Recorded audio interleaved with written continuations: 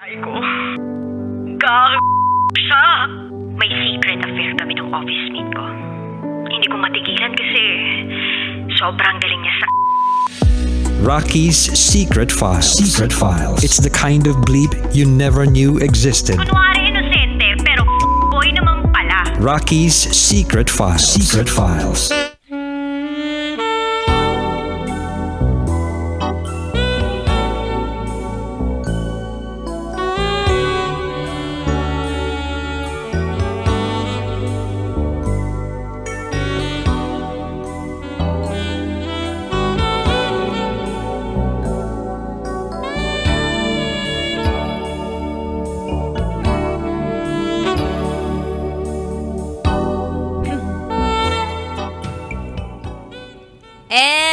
We're back. Kasama nyo pa rin si DJ Rocky and this is SPG as in Super Bacchanal na Secret File ng ating kabisyo na si Bini, isang binibini na nag-try or sumubok gumamit ng Yahoo Messenger a decade or more than a decade ago. Ilang taon na ang lumipas at hindi niya raw makakalimutan ang nangyari sa kanya. Sa pagsubok niyang ito, siya ay napasubo. Pero at least wala ring actual na nasubo.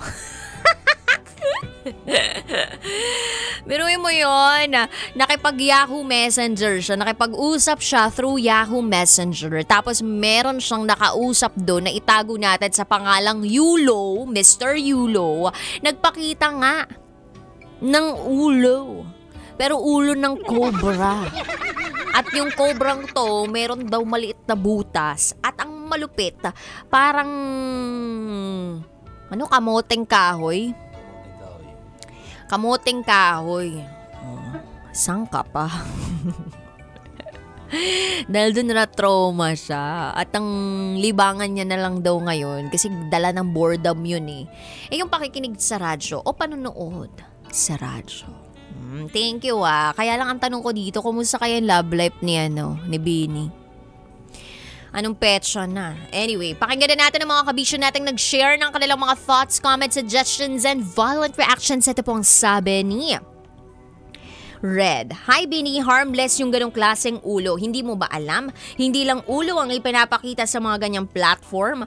Hindi lang uluhan, kundi dibdiban, damuhan, kuwebahan. Sa susunod, wag lang magbaon ng headset, maghanda rin ng piring sa mata. Hindi lahat ng nakikita ay kanais-nais. Thank you so much from Red. Hindi lahat ng nakikita kanais-nais. Or kung try mo na lang, pikit ka na lang. Anyway, eto naman ang sabi ni Flaniel Fokerson. Bakit naman pinakitaan ng ulo ng cobra sa video call? Okay lang kung ibang ulo talaga ang pinakita kasi mas nakakatakot kung buo yung ipinakita. Pabati po pala DJ Rocky sa San Pablo City sa Laguna. Salamat po. Paano yung buo ipakita? As in may kasama mukha? Mukha tapos ulo? Nakakatakot kaya yung ibang sinesend sa messenger?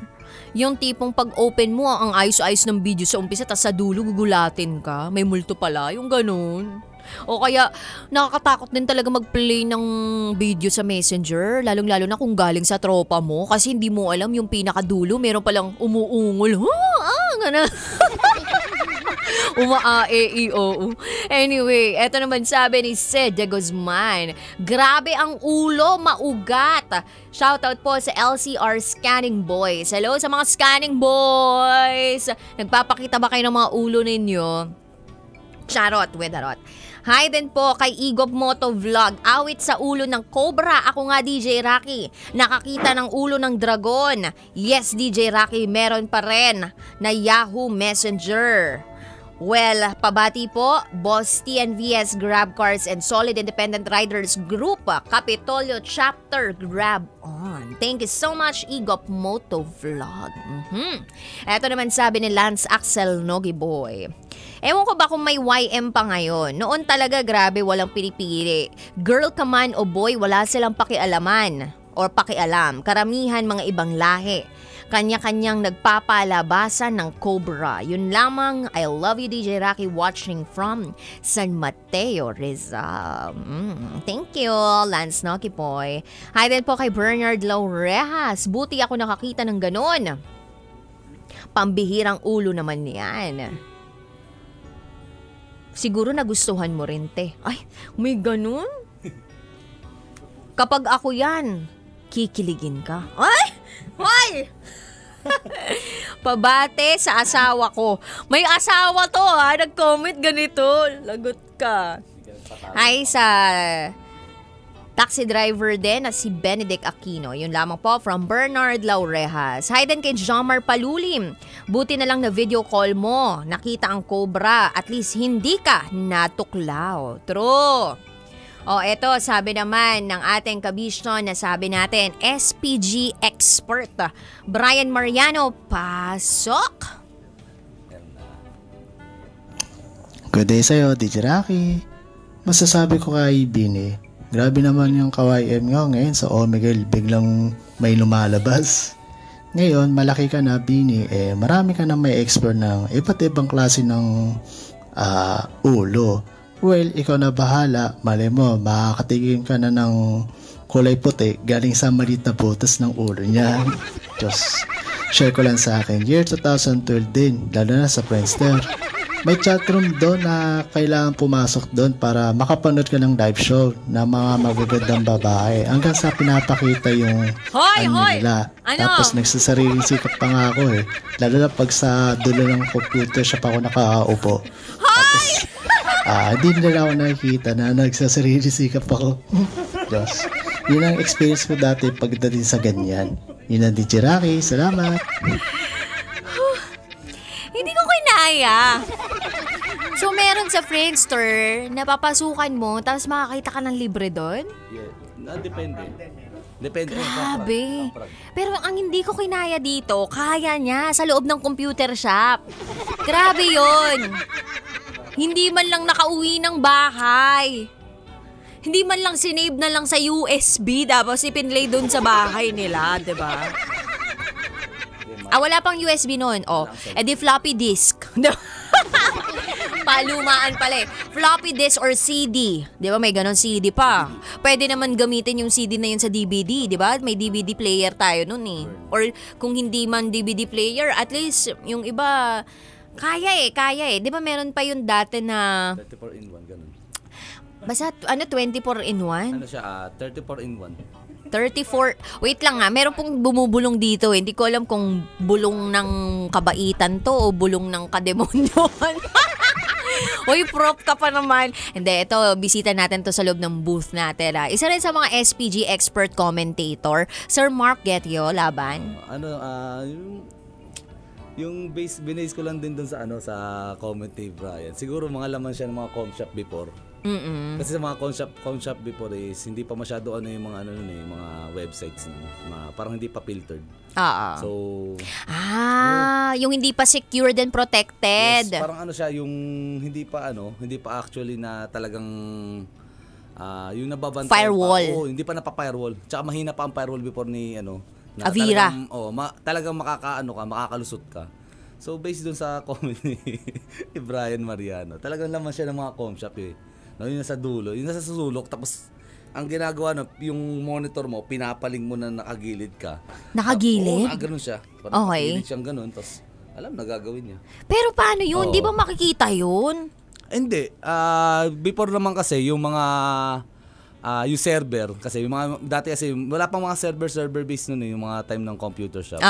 So pwede siyang hindi ma-detect ng mismong bantay. Talaga? Ang mangyayari, ipapaling lang niya yung mismong monitor niya, tas siya, manunod siya doon, tapos di siya ba, mapapansin. Hindi na siya mapapansin. Oo. Pero kasi, naalala ko, kapag computer shop, depende kasi sa itsura, diba? Meron kasi ako mga nakita dati na parang may cubicle pa. Pero hindi masyadong makapal o parang mapalapad yung bawat partition sa cubicle.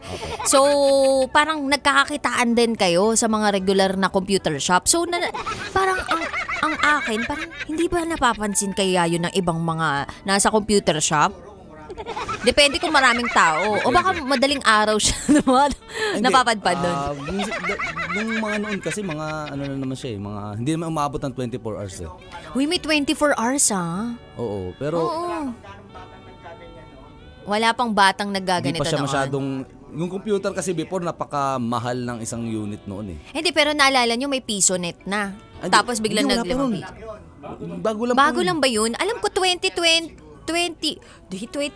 nabud ako ng PisoNet eh. Nagpapaprint ako ng meron na. Pero nagpapaprint ako ng parang papers namin sa thesis, may computer shop. Usong-uso pa computer shop noon. Yun nga yung peak ng computer shop before. Tsaka medyo may kamahalan ng isang unit noon. Kaya ilan lang yung may mga com shop talaga. Mahal pa ng rent noon, mga nasa 20. Yung pala diskarte doon. So, gigilid ka, tapos magko-computer shop ka, tapos magre-renta ka. Yes po. Tapos makakalibre ka na ng aliw mo. Sa gilid lang talaga. Magkano na nga ang isang oras sa computer shop? Dati na 20 pesos. 20 pesos, may 15, pero may depende, may 8 oras sandaan eh. Ay, is 8 oras, 100 piso? Oh, yun ang sulit sa mga kasi meron akong senaryo na nakakita talaga. Kasi batang nakakita ka? Oh, nandun sa... Ikaw mismo nakakita? Oh, nandun sa gilid. Sa gilid siya. Kaya nga alam ko ngayon paano siguro naging diskarte ni Brian Mariano eh. Sino yung nakita mo kasama mo sa computer shop na nagganon? Mga kashop ko lang din. Lalaki, babae? Lalaki. Nagpapakita siya? Hindi. Yung gagawin siya sabi, naglalaro siya. Wala bang kurtina doon? Wala. May imagine mo talaga, napaka-graphic. Sobrang graphic. Grabe, no? Manong siya, manong. As in, ang ginawa niya, yung monitor niya, pinaling niya ng ganun. Nagbabayad kaya siya doon? I mean, sa kachat niya? Depende siguro kasi may mga may mga Visa cards na o PayPal ganun. May mga PayPal. May PayPal na no. Kakaloka.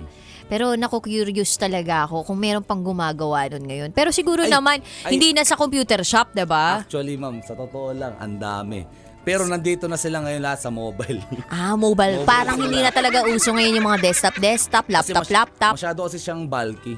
Ngayon kasi sa social media, minsan sa mga social media apps meron na May mga, ayun nga, si Camfrag, boy pa rin si Camfrag ngayon. Ano yung Camfrag? Application siya before na chat-based din siya pero nagiging kutan na siya ng mga dating apps.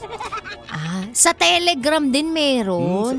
Ano sabi ni Boy Pindot? Sabi ng friend niya, maniwala. Sabi ni Boy Pindot sa Telegram? Telegram ka siguro tumatambay, Boy Pindot kayo, ano tinatambayan mo, Prof? Mais. Ano? Pangalan? Sa mais.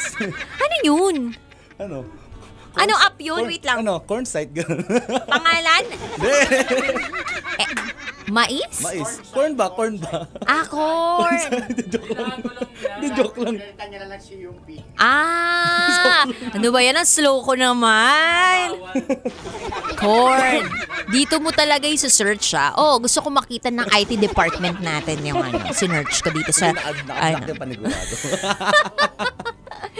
Mga kalokohan talaga ng mga Pinoy, no? Pero anyway, ano ang magiging tips mo? O kaya naman mga pwedeng solusyon o suggestion sa mga taong naboboard? Ayan. Yun nga, payo ko nga sa mga naboboard, no? So, manood lang kayo ng mga funny videos, no? Huwag kayo manood ng mga... Or huwag kayo magbibigay ng yung nangyari nga yung nakagaya kay sender, no? So, mayroon naman tayong mga sites na for wholesome, no? Huwag na tayo manood sa mga yung... alam mo yun, medyo nakakaano ng medyo iba. So, meron naman tayong YouTube, meron tayong mga Facebook Reels, diba? TikTok, no? Manood kayo kay DJ Rocky. Diba? Totoo. Pwede kayo manood kay DJ Rocky, di ba? Yung brightest side of life, di ba? The brightest side of life. True, diba? True. Mandami kayong pwedeng panoorin. Ba't pa kayo manood ng di kaaya-aya, no? Oo. Pero siguro, I think lang naman, pwede naman siguro yung mga ganon as long as ready ka, 'di ba? Kasi nag-explore lang naman yung SPG Secret File Sender natin eh. Pero, yun nga, naging hindi lang siya ready sa ganon. Kung sakaling may mga kabataan tayo nakikinig dyan, maging responsable na lang din sa mga ilalagay nila sa kanilang mga mobile or mga i-consume nilang content. Yan. Actually, yan dapat ang tinuturo ngayon sa mga estudyante. Yung paano tamang paggamit ng internet, ng accounts. Mobile, mga social media accounts, yung mga mobile phones. Oo, tamang pagpasok sa website na dapat naka-incognito ka. Kapag dapat naka-incognito ka para wala talagang history, ganyan. Clear cookies, clear history, clear cache. Yan!